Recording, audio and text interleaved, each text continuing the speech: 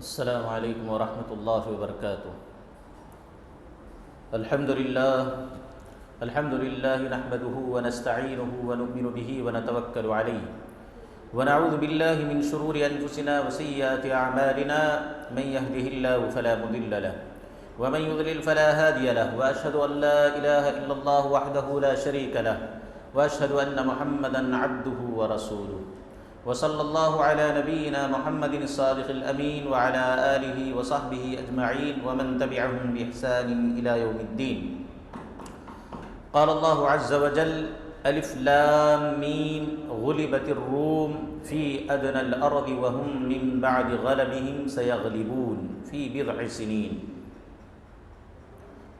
محترم حضرات، یہ 21ویں پارے سورۃ الروم کی آیتیں ہیں۔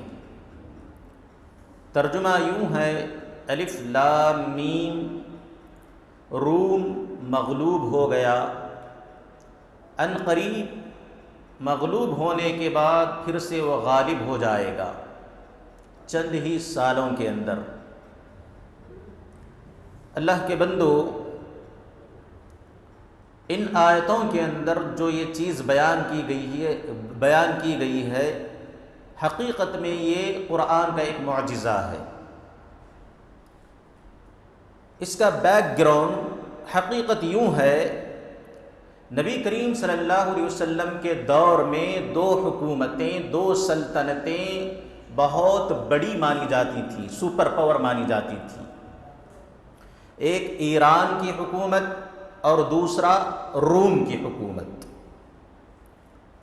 ایران والے بت پرست تھے، آگ کی پوجا کیا کرتے تھے، اور روم والے عیسائی تھے، اہل کتاب تھے اور آخرت پر بھی ایمان رکھتے تھے۔ اب ان دو ملکوں کو لے کر مکہ کے اندر جو ہے مسلمانوں اور مشرکین کے درمیان تکرار ہوتی تھی باتوں میں۔ مشرکین ایران کو سپورٹ کرتے تھے، کیوں؟ یہ بھی بت پرست تھے، وہ بھی بت پرست تھے، یہ بھی آخرت کا انکار کرتے تھے، وہ بھی آخرت کا انکار کرتے تھے۔ اور مسلمان جو ہے عیسائیوں کا سپورٹ کرتے تھے، کیوں؟ کیونکہ یہ بھی اہل کتاب تھے، قرآن والے تھے، اور وہ جو ہے انجیل والے تھے، اہل کتاب تھے۔ مسلمان بھی آخرت کو مانتے تھے اور عیسائی بھی آخرت کو مانتے تھے۔ اور ان دو سلطنتوں کے درمیان یعنی ایران اور روم کے درمیان جنگیں چلتی رہتی تھی۔ نبی کریم صلی اللہ علیہ وسلم جب نبی بنائے گئے، بعثت کے چند ہی سالوں میں مکہ والوں کو یہ خبر ملی کہ ایران والے جو ہے روم پر غالب آ گئے، روم پر حملہ کر کے ان کو پوری طرح سے برباد کر دیا، یعنی ان کی کمر توڑ کر رکھ دی۔ جب یہ خبر مشرکین مکہ ان لوگوں کو پہنچی تو بڑے خوش ہوئے، خوشی کے مارے باجا بجونے لگے اور سیٹیاں مارتے ہوئے گلیوں میں ایک جشن تھا کہ ہم جس کو سپورٹ کر رہے تھے وہ جیت گئے۔ ایسی حالت میں اللہ رب العالمین نے ان آیتوں کو نازل فرمایا، کہا آج روم مغلوب ہے، روم والے جو ہے مغلوب ہو گئے ہیں، لیکن ایک وقت آئے گا کہ پلٹ کر یہ حملہ کریں گے اور یہ غالب آئیں گے۔ ان قریب یہ ہونے والا ہے، فی بضع سنین، 10 سالوں کے اندر اندر یہ چیز ہو کر رہے گی۔ قرآن نے یہ بات طے کر دی۔ صحابہ اکرام کو معلوم ہوا، حضرت ابو بکر کو جب یہ بات پتہ چلی تو مشرکین کے پاس گئے اور یہ آیتیں پڑھے اور کہا کہ آج اگر روم مغلوب ہے تو 10 سالوں کے اندر وہ پھر سے غالب آ جائے گا۔ مشرکین نے سوچا شرط لگا لیتے ہیں، کیوں؟ مشرکین کو یقین تھا کہ اب روم کی جس طرح سے حالت ہے، جس طرح سے اس کی کمر ٹوٹی ہوئی ہے، لشکر تباہ ہو چکا ہے، فوج ختم ہو چکی ہے اور ہتھیار بھی ختم ہو چکے ہیں، سدھرنے کے لیے بہت وقت لگے گا۔ لہذا مشرکین نے کہا، اے ابو بکر ٹھیک ہے، اگر تمہیں اپنے قرآن پر اپنے نبی پر یقین ہے اتنا زیادہ شرط لگاتے ہیں. یہ شروع اسلام کی بات ہے، ابھی جوے والی آیتیں، شراب والی آیتیں ابھی نازل نہیں ہوئی تھی. ابو جہل نے کہا اے ابو بکر 10 سال کے اندر اگر روم والے غالب آ گئے، ایران والوں کو دبا دیا، تو میری طرف سے آپ کو اتنا مال ہے، یہ چیزیں میں تمہیں انعام میں دے دوں گا. اور اگر اس مدت کے اندر روم والے غالب نہیں آئے، ایران والوں کا ہی غلبہ رہا، تو تم مجھے اتنا مال دو گے اور یہ چیزیں میرا نام کر دو گے. حضرت ابو بکر نے شرط لگائی، پورا یقین تھا حضرت ابو بکر کو. کہتے ہیں یہ آیتوں کے نزول کے 7 سال بعد قیصر روم کا جو بادشاہ تھا ہرقل، اس نے پوری بڑی پلاننگ کے ساتھ، بڑی رازداری کے ساتھ ایران پر حملہ کیا، اور اتنا خطرناک حملہ کیا کہ وہ ایران کا ایک مقدس شہر تھا جس کو ارمیا کہا جاتا تھا. بہت زیادہ اس کو عزت دیا کرتے تھے یہ ایرانی لوگ، مجوسی لوگ، آگ کی پوجا کرنے والے. تو اس نے اس شہر کی اینٹ سے اینٹ بجا دی، اور اس شہر کے اندر ان ایرانیوں کا، مجوسیوں کا ایک بت کدا تھا، یعنی آتش کدا، جس کے اندر آگ جلتے رہتی تھی اور جس آگ کی یہ ہمیشہ عبادت کیا کرتے تھے. اس نے اس کو بھی توڑ پھوڑ کر رکھ دیا اور ستیہ ناش کر دیا اس کا. اور ایرانیوں کی جو فوج تھی، جو ہتھیار تھے، سب تباہ و برباد. روم جو ہے غالب آ گیا ایرانیوں پر، اور کہتے ہیں کہ اس کے بعد ایران اس طرح سے ٹوٹا کہ پھر اپنے پیر پر کھڑا نہیں ہو سکا. یعنی جب بھی وہ کسی سے جنگ کیا ہمیشہ اسے ہار کا سامنا نصیب ہوا. بہرحال جب یہ خبر یہاں پہنچی مکہ والوں کو، نبی کریم صلی اللہ علیہ وسلم کو، صحابہ خوش ہوئے. کیوں؟ ایک طرح سے قرآن کی سچائی ثابت ہو رہی ہے، اور حضرت ابو بکر نے جو شرط لگائی تھی وہ شرط بھی جیت گئے. میرے محترم بھائیوں، قرآن کی یہ پیشن گوئی سچی ثابت ہو گئی. قرآن کے اندر بہت ساری باتیں ہیں، غیب کی باتیں، آگے آنے والی باتیں. ایک مومن کا یہ شیوا ہوتا ہے، اس کی عادت ہوتی ہے کہ اس کی ہر بات کو جس طرح ابو بکر نے سچ مانا، سچ جانا، اسی طرح مانتا ہے، شک نہیں کرتا اس کے اندر. اللہ رب العالمین نے کیا کہا سورۃ البقرہ کے شروع میں؟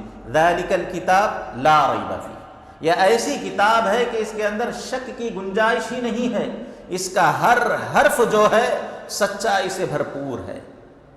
بہرحال قرآن نے جو بھی چیزیں بیان کیا ہے، چاہے مستقبل کی ہو، آخرت کے تعلق سے ہو، بالکل ویسے ہی ثابت ہو کر رہیں گی، چاہے کوئی آدمی مانے یا نہ مانے.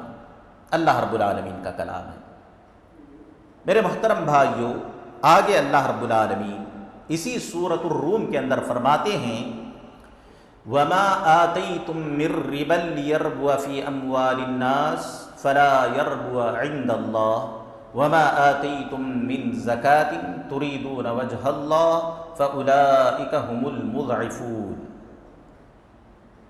ترجمہ یوں ہے، جو کچھ تم لوگ سود لوگوں کو دیا کرتے ہو تاکہ لوگوں کے مالوں میں وہ بڑھتا رہے اور اس سے تم لوگوں کو فائدہ ہو، تو یاد رکھو فلا یربو عند اللہ، یہ سود جو ہے، یہ بیاج، یہ بڈی اللہ رب العالمین کے پاس نہیں بڑھنے والا. اور جو کچھ زکوٰۃ تم اللہ رب العالمین کو خوش کرنے کے لیے دیتے ہو، حقیقت میں یہی لوگ اپنے مال کو بڑھا رہے ہیں، اضافہ کر رہے ہیں. اللہ کے بندو، آیتوں کے ترجمے سے واضح ہے کہ اس آیت کے اندر سود کی مذمت اور برائی بیان کی گئی ہے، زکوٰۃ کی فضیلت بیان کی گئی ہے. اللہ کے بندو، سود، بیاج، بڈی، اسلام نے جو ہے اس کی سخت مخالفت کی ہے، اور اس کے بارے میں ایسی ایسی حدیثیں آئی ہوئی ہیں کہ آدمی سوچنے پر مجبور ہو جاتا ہے۔ نبی کریم صلی اللہ علیہ وسلم نے اپنی ایک حدیث میں فرمایا کہ اگر کوئی آدمی 1 درہم بھی سود لیتا ہے، اللہ اکبر، وہ جو ہے 36 مرتبہ زنا کرنے سے زیادہ بدترین جرم ہے۔ وہ 36 مرتبہ زنا کاری کرنے سے بدترین جرم سود لینے کو کہا گیا ہے، وہ بھی 1 درہم۔ اسی طرح ایک اور حدیث میں نبی علیہ السلام نے کیا فرمایا؟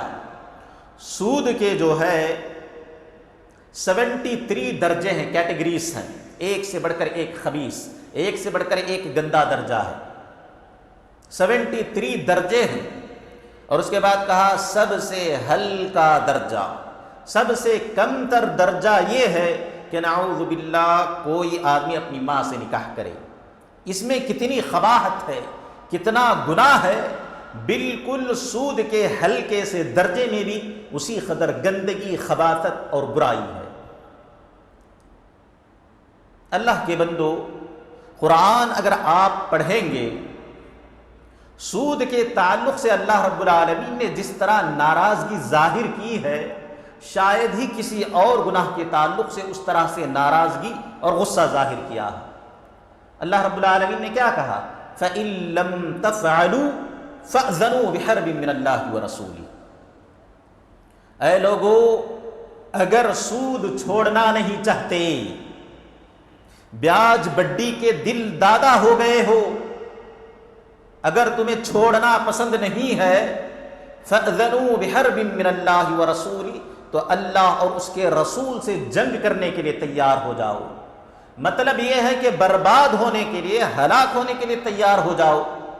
اللہ اور اس کے رسول سے جنگ کر کے کوئی آدمی جیت سکتا ہے؟ نعوذ باللہ من ذالک۔ لیکن معاشرے کا حال دیکھیں، ہمارے مسلمان بھائیوں کی حالت دیکھیں، اس قدر گندے گناہ کو کس طرح اپنی زندگی میں آسانی کے ساتھ اپنائے ہوئے ہیں۔ شاید ہی کوئی مسلمان ہوگا، اللہ کا بندہ ہوگا، جسے اللہ رب العالمین نے اس گناہ سے بچا لیا ہو۔ اچھے اچھے نمازی مسلمان، روزہ رکھنے والے مسلمان، وہ مسلمان جن کے گھر کے بچے جو ہے مدرسوں میں پڑھتے ہیں، اللہ اکبر، سب کے سب ملوث ہیں۔ کوئی اپنا گھر بنانے کے لیے بینک سے لون لے رہا ہے، کوئی اپنے کھیت کے معاملے میں بینک سے لون لے رہا ہے سود پر، کوئی اپنی شادی کے معاملے میں بینک سے قرض لے رہا ہے، لون لے رہا ہے سود پر۔ پوچھو بھائی کیوں لے رہے ہو؟ اللہ رب العالمین نے اس گناہ کو بہت برا کہا ہے، تو اپنی مجبوریاں گناتے ہیں، اپنی مجبوریاں، پریشانیاں تمہارے سامنے رکھتے ہیں۔ اللہ کے بندو، دلوں کا حال اللہ رب العالمین جانتے ہیں۔ دنیا والوں کو چپ کرا سکتے ہو، دنیا والوں کو دھوکہ دے سکتے ہو، اللہ رب العالمین تمہارے دل کی حالت کو جانتا ہے۔ اِنَّهُ عَلِيمٌ بِذَاتِ الصُّدُورِ، تمہارے سینوں کے اندر، دلوں کے اندر جو کچھ کھچڑی پک رہی ہے وہ اللہ رب العالمین جانتے ہیں۔ اور آج یہ سود، یہ بیاج، یہ بڈی کس طرح نئی نئی شکلوں سے ہمارے سامنے آ گیا ہے۔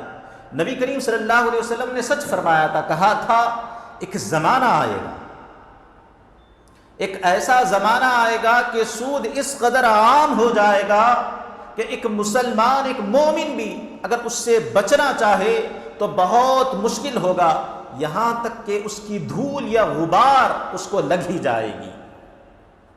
اور آج یہی حالت ہے۔ جو گاڑیاں ہم خریدتے ہیں، چاہے موٹر بائک ہو، کار ہو، کچھ بھی گاڑی ہو، حکومت کیا کہتی ہے؟ انشورنس ضروری ہے۔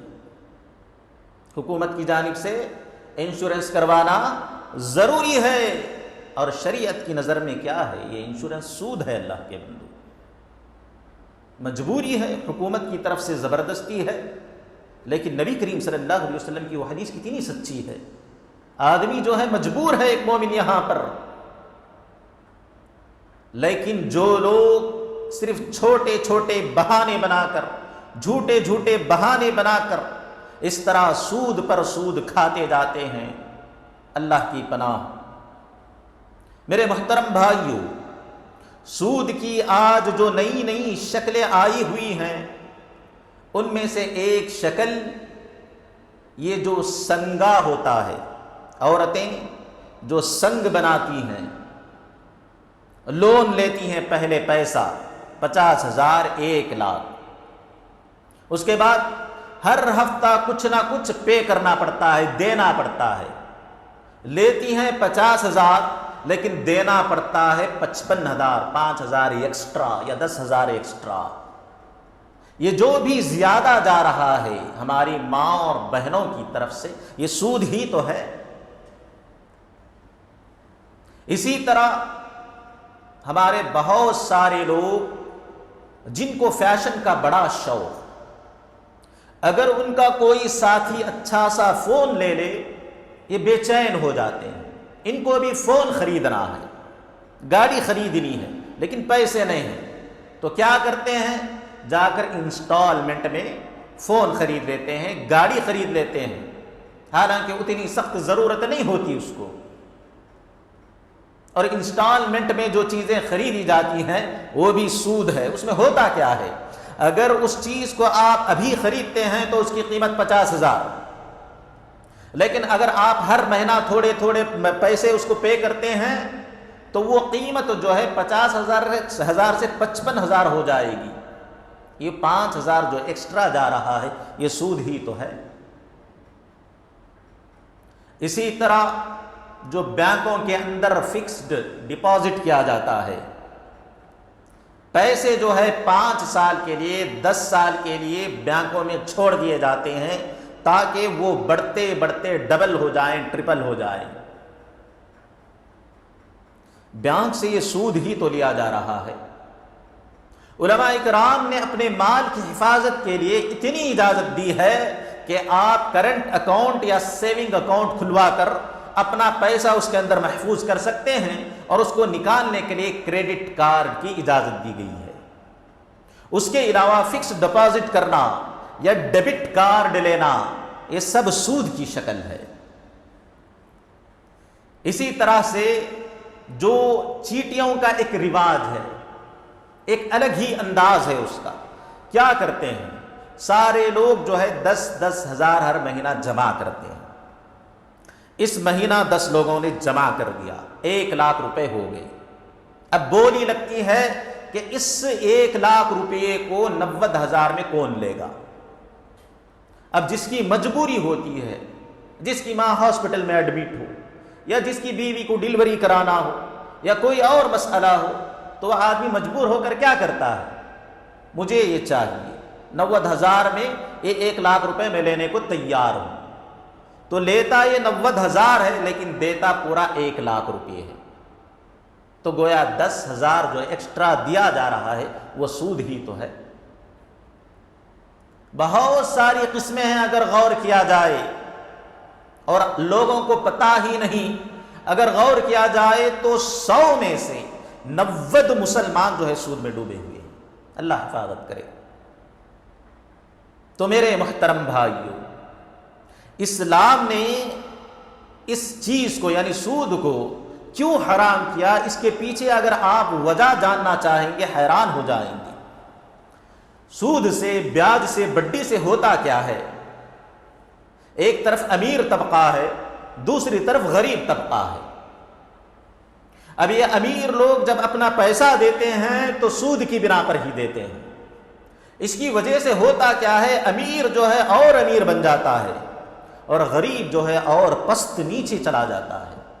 یعنی بالکل بیلنس بگڑ جاتا ہے. اسلام یہ نہیں چاہتا. اسلام چاہتا یہ ہے کہ جو نیچے ہیں ان لوگوں کو بھی اوپر اٹھایا جائے، ان کو آگے بڑھایا جائے. اسی لیے اسلام زکوٰۃ کا حکم دیتا ہے، صدقہ و خیرات کا حکم دیتا ہے. اور ایک دوسری وجہ یہ ہے کہ سود کی وجہ سے انسان کے دل میں جو ہے رشتوں کی محبت ختم ہو جاتی ہے، آدمی مفاد پرست بن جاتا ہے، اس آدمی کو پیسے کے سوا کچھ نہیں دکھائی دیتا۔ ہو سکتا ہے کوئی اتنا مجبور ہو کہ بہت زیادہ ضرورت ہو اس کو پیسوں کی، لیکن جب یہ اس کی طرف مانگنے کے لیے آتا ہے تو وہ آدمی سود کے بغیر دینے کے بارے میں سوچتا ہی نہیں، بولے گا میں کیوں اپنا نقصان کروں۔ البتہ وہ اتنا کرے گا کہ سود کا جو پرسنٹ ہے اس کو کم کر دے گا، لیکن سود کے بغیر دینے کے لیے تیار نہیں ہوگا۔ کیوں؟ مال کی محبت۔ سامنے آدمی کی جو مجبوری ہے، وہ بے بسی ہے، وہ اس کو نہیں دکھائی دے رہی ہے۔ مدد کرنے کا جو جذبہ ہونا چاہیے انسان کے اندر وہ نہیں ہے، اس کے اندر صرف پیسے کا پجاری بنا بیٹھا ہے۔ تو اسلام اس چیز کا سخت مخالف ہے۔ اسلام چاہتا ہے کہ ایک دوسرے کی مدد کریں، وتعاونوا علی البر والتقوی، نیکی کے کاموں میں، تقوی کے کاموں میں ایک دوسرے کا تعاون کیا جائے، مدد کی جائے۔ اسلام یہ تعلیم دیتا ہے، اور یہ سودی لین دین کے اندر بالکل نظر نہیں آتا۔ اسی لیے اسلام نے اس کو حرام قرار دیا ہے، اس کی اتنی برائی بیان کی ہے۔ لہذا مسلمانوں کو چاہیے کہ اللہ رب العالمین کا خوف کھاتے ہوئے وہ ان چیزوں کے پیچھے نہ بھاگیں۔ تھوڑی مصیبت ہوتی ہے، پریشانی ہوتی ہے، تنگی ہوتی ہے، برداشت کر لیں، صبر کر لیں، اللہ اجر دینے والے بڑے ہیں، لیکن اللہ رب العالمین کے خلاف جا کر اتنی گندی حرکت اور اتنا گندا گناہ اپنے سر کے اوپر نہ لیں۔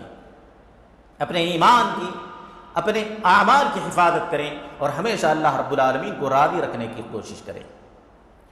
میرے محترم بھائیوں، یہ 21ویں پارے کی 2 آیتیں تھیں۔ آگے 22ویں پارے کے اندر ہم چلتے ہیں۔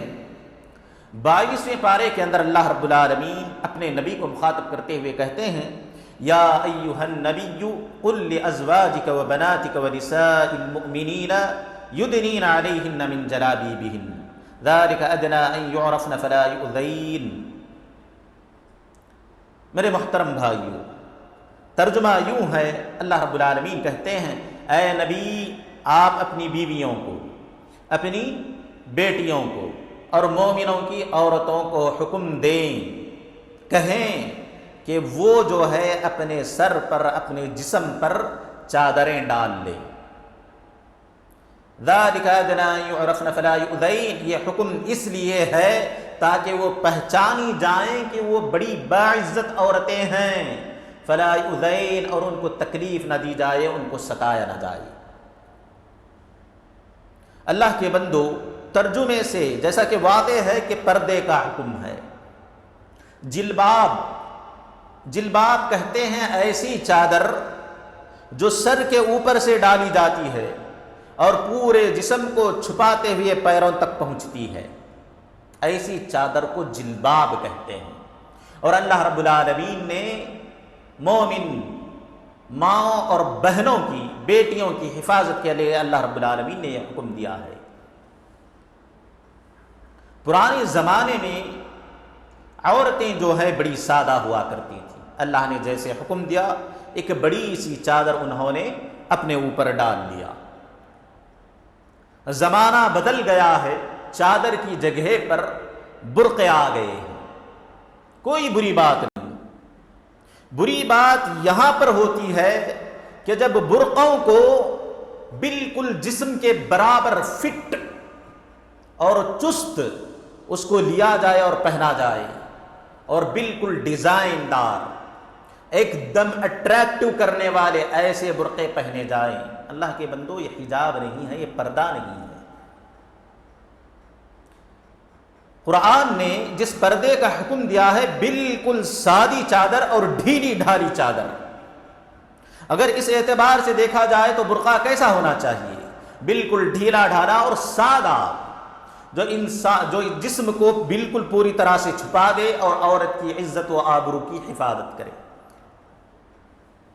اور اللہ نے حکم کی وجہ بیان کرتے ہوئے کہا، یہ پردے کا حکم ہم نے اس لیے نازل کیا، ذَلِكَ أَدْنَىٰ أَن يُعْرَفْنَ فَلَا يُؤْذَيْنَ، تاکہ جب عورتیں اپنے گھروں سے نکلیں اپنے کسی کام سے، تو راستے میں چلنے والے ان کے حجاب کو دیکھ کر، ان کے پردے کو دیکھ کر پہچان لیں کہ یہ باعزت عورتیں ہیں، یہ عزت دار گھرانے کی عورتیں ہیں، لہذا ان کے دلوں کے اندر ان کو چھیڑنے کے خیالات نہ آئیں، ان کو ستانے کی یا ان کو تکلیف دینے کی خیالات نہ آئیں۔ ذالک ادنی ان یعرفن فلا یؤذین وکان اللہ غفورا رحیما، اور اللہ رب العالمین بخشنے والا اور رحم کرنے والا ہے۔ ماؤں اور بہنوں کو چاہیے کہ اللہ رب العالمین کے اس حکم کی پابندی کریں۔ ہو سکتا ہے جسمانی اعتبار سے پردہ ڈالنے کی وجہ سے آپ کو کچھ تکلیف ہو، گرمی ہو، پسینے کی وجہ سے پریشانی ہو، کیا اللہ رب العالمین کے خاطر اتنی تکلیف بھی تم برداشت نہیں کر سکتی؟ اور اللہ نے یہ جو حکم دیا ہے کیوں دیا ہے؟ تکلیف دینے کے لیے نہیں، اللہ نے کہا تمہاری حفاظت کے لیے۔ کیوں؟ معاشرے کے اندر جہاں اچھے لوگ بھی ہوتے ہیں وہاں پر کچھ ایسے درندے، بد کردار، بدماش، اوباش قسم کے لوگ ہوتے ہیں جو عورتوں کی عزتوں پر نگاہ ڈالتے ہیں، بری نظر سے ان کو دیکھتے ہیں۔ اور اللہ رب العالمین تمہاری عزتوں کی، آبروؤں کی حفاظت کرنا چاہتا ہے۔ اگر عورتیں حجاب کو چھوڑ کر اپنی خوبصورتی کی نمائش کرنے لگیں، اپنے جسم کی نمائش کرنے لگیں تو ہوگا کیا؟ آپ نے اخبارات میں پڑھا ہوگا، نیوز میں سنا ہوگا کہ درندوں نے، کچھ اوباشوں نے کہیں سے لڑکیوں کو اٹھایا، ان کی عزتوں کو لوٹ لیا اور ان کو زندہ جلا دیا۔ چھوٹی چھوٹی بچوں کو نہیں چھوڑا گیا، 6 سال کی بچی، 7 سال کی بچی، 8 سال کی بچی۔ اللہ رب العالمین کیا چاہتے ہیں؟ یہ چاہتے ہیں کہ اللہ رب العالمین اپنی بندیوں کی حفاظت کریں جو اللہ کی باتوں پر یقین رکھتے ہیں۔ اسی لیے اللہ رب العالمین نے تمہیں پردے کا حکم دیا ہے، لہذا پردوں کو اپنے لیے قید خانہ یا مصیبت نہ سمجھیں، اور جو تکلیف اس میں ہوتی ہے اسے اللہ کے خاطر برداشت کریں۔ یقیناً اللہ رب العالمین تمہاری اس تکلیف کی قدر کرنے والا ہے، اس صبر کا اجر دینے والا ہے۔ آگے اللہ رب العالمین ایک اور آیت کے اندر ارشاد فرماتے ہیں، ان اللہ وملائکتہ یصلون علی النبی یا ایھا الذین آمنوا صلوا علیہ وسلموا تسلیما۔ ترجمہ یوں ہے، بے شک اللہ رب العالمین فرشتے نبی پر درود بھیجتے ہیں، تو اے ایمان والو تم بھی نبی پر درود و سلام بھیجا کرو۔ اللہ کے بندو، نبی کریم صلی اللہ علیہ وسلم کے احسانات اس امت مسلمہ پر کتنے زیادہ ہیں۔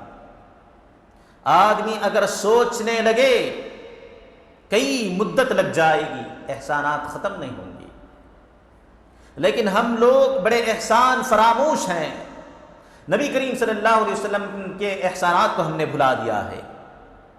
نبی کریم صلی اللہ علیہ وسلم کے جہاں پر بہت سارے حقوق ہیں، انہی میں سے ایک حق یہ ہے ہمارے اوپر کہ ہم نبی کریم صلی اللہ علیہ وسلم پر درود بھیجیں۔ جب آپ کا ذکر آئے، آپ کا نام لیا جائے تو ہماری زبانوں پر صلی اللہ علیہ وسلم کے الفاظ ہوں۔ اور آپ نے احادیث میں سنا ہوگا، نبی کریم صلی اللہ علیہ وسلم نے کہا، اس بندے کی ناک خاک آلود ہو، یعنی وہ آدمی جو ہے بہت برا ہے جس کے سامنے میرا ذکر کیا جائے اور وہ مجھ پر درود نہ بھیجے۔ اسی طرح ایک اور حدیث میں نبی علیہ الصلوۃ والسلام نے کیا کہا، وہ آدمی بڑا بخیل ہے، کنجوس ہے، جس کے سامنے میرا نام لیا جاتا ہے، میرا ذکر ہوتا ہے اور وہ اپنی زبان حرکت نہیں کرتا، درود نہیں بھیجتا۔ میرے محترم بھائیو، درود کیا ہے آپ کو پتا ہے؟ نبی علیہ الصلوۃ والسلام نے فرمایا، اگر کوئی آدمی مجھ پر ایک مرتبہ درود بھیجتا ہے تو اللہ رب العالمین اس کے بدلے میں اس پر 10 رحمتیں نازل کرتے ہیں۔ ایک درود آپ بھیج رہے ہیں، اس کے بدلے میں 10 رحمتیں نازل ہو رہی ہیں، اور 10 گناہوں کو مٹا دیا جاتا ہے، اور اس کے 10 درجات کو بلند کر دیا جاتا ہے۔ اور درود جو ہے وہ دعا کی قبولیت کا ایک سبب ہے۔ آپ کی دعائیں اگر قبول نہیں ہو رہی ہیں تو اس انداز کو اپنائیں، اللہ رب العالمین کی تعریف کریں، نبی کریم صلی اللہ علیہ وسلم پر درود بھیجیں اور اس کے بعد دعا مانگیں، انشاءاللہ ضرور آپ کی دعا قبول ہوگی۔ اور انسان اپنی دعا کے اندر صرف درود ہی پڑھے، ایک حدیث میں آیا ہے کہ اس کی پوری دعاؤں کے لیے کافی ہو جائے گا۔ اپنی دعا کے اندر صرف درود ہی درود پڑھتا رہے تو جتنی اس کی خواہشات ہیں ان تمام کی طرف سے یہ درود کافی ہو جائے گا۔ لیکن اللہ کے بندو، ہم کہاں درود پڑھتے ہیں؟ کئی مرتبہ ذکر ہوتا ہے، سنتے ہیں، نبی کی سیرت سنتے ہیں، نبی کا نام سنتے ہیں، لیکن زبان حرکت نہیں کرتی۔ صلی اللہ علیہ وسلم بولنے کتنا وقت جا رہا، اللہم صلی وسلم علی نبینا محمد بولنے کتنا وقت لگ رہا ہے آپ کو، اللہم صلی علی محمد کہنے کتنا وقت جا رہا ہے؟ اللہ کے بندو، نبی کریم صلی اللہ علیہ وسلم کا حق ادا کرو۔ اور آپ کو بتاتا چلوں، جو آدمی نبی پر درود بھیجتا ہے، اللہ اکبر، فرشتے جو ہے اس کا نام لے کر اور اس کے والد کا نام لے کر نبی کریم صلی اللہ علیہ وسلم کو بتاتے ہیں کہ اے نبی، آپ پر وہ فلاں بندہ جو فلاں کا بیٹا ہے اس نے آپ پر درود بھیجا ہے۔ نبی کے پاس آپ کا نام لیا جاتا ہے، فرشتہ آپ کا نام لے کر کہتا ہے کہ فلاں آدمی نے آپ پر درود بھیجا ہے۔ اور نبی کریم صلی اللہ علیہ وسلم نے جمعہ کا ذکر کرتے ہوئے کہا، اور آج ہم جمعہ میں داخل ہو چکے ہیں، نبی علیہ الصلوۃ والسلام نے کہا کہ جمعہ کے دن مجھ پر کثرت سے درود بھیجا کرو، کثرت سے درود پڑھا کرو، اور تمہارا یہ درود مجھ پر پیش کیا جاتا ہے۔ تو اللہ کے بندو، درود کا اہتمام کرو۔ جو درود ابراہیمی ہے، اللہم صلی علی محمد وعلی آل محمد کما صلیت علی ابراہیم وعلی آل ابراہیم، اس درود کو بھی پڑھا کرو۔ جمعہ ہے، نبی کریم صلی اللہ علیہ وسلم کی وصیت ہے، آدمی کم از کم دن میں جمعہ کے دن 10 مرتبہ تو پڑھے۔ 1 منٹ لگتا ہے، 1 منٹ درود پڑھنے کے لیے۔ فیا سبحان اللہ، اتنی بھی توفیق نہیں ہے۔ اور جب کبھی نبی کا ذکر ہو، اگر لمبا درود نہیں پڑھ سکتے تو کم از کم صلی اللہ علیہ وسلم یا اللہم صلی علی محمد یا علیہ الصلاۃ والسلام، یہ جو درود کے صیغے ہیں چھوٹے چھوٹے، یہ درود تو پڑھا کرو۔ بہت چھوٹے ہیں اور مختصر ہیں۔ میرے محترم بھائیو، نبی کریم صلی اللہ علیہ وسلم نے اتنے احسانات کیے، ایک چیز آپ سے مانگا وہ بھی آپ سے نہیں ہوتی۔ لہذا اپنے اعمال پر غور کرو، کہیں ایسا نہ ہو کہ نبی کریم صلی اللہ علیہ وسلم کو منہ دکھانے کے لائق نہ رہ جاؤ۔ اسی لیے جب بھی آپ کا نام آئے، آپ کا ذکر آئے، درود کا اہتمام کرو۔ اللہ رب العالمین سے دعا ہے کہ اے الہ العالمین، جو بھی باتیں ہم نے سنی ہیں اس میں جو عمل کرنے کی باتیں ہیں، اے اللہ اس پر عمل کرنے کی توفیق نیک عنایت فرما، اور جن باتوں پر یقین کرنے کی بات ہے ان پر کما حقہ یقین کرنے کی توفیق نیک عنایت فرما۔ اے اللہ، تیرے نبی کے حقوق کو جانتے ہوئے ان حقوق کو ادا کرنے کی توفیق نیک عنایت فرما۔ اے اللہ، جب بھی آپ کا ذکر آئے درود بھیجنے کی پوری توفیق نیک عنایت فرما۔ آمین ثم آمین یا رب العالمین۔ السلام علیکم ورحمۃ اللہ وبرکاتہ۔